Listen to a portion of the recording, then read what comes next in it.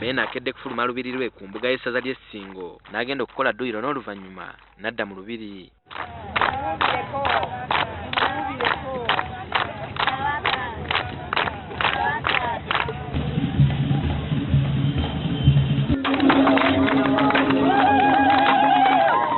Ssaawa 3:30 Omutanda afulumya olubiri n'ayolekera essaza ly'e Busujju era ng'asookedde mu ggombolola y'ebbanda gy'agguddewo ekizimbe bannansi ba Korea kye baazimbira ab'ebbanda era Beene n'asimbawo omuti.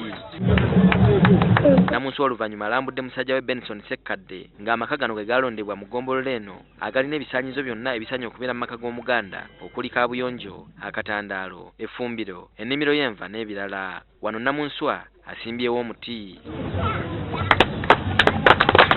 Azzeeko okutongoza mayiro ya Bulungibwansi nga luno lwe luguudo abantu lwe balimisa emikono era nga wano asiimye n'abagabira engoma ya Saagala galamidde. Oluvannyuma Omutanda atongozza ekibira bannabusujju kye baasimba mu nkola ya Bulungibwansi.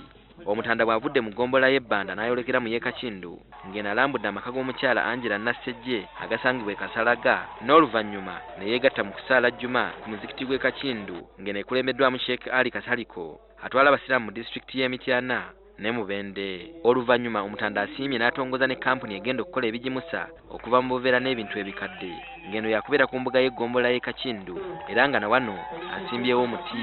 Beene bw'avudde e Kakindu n'agenda mu ggombolola y'e Malangala naye okulambula abantu be. Entikko y'emikolo gya Bulungibwansi yakubeerawo ku lunaku lw'enkya ku Lwomukaaga ku mbuga y'eggombolola y'e Mwera.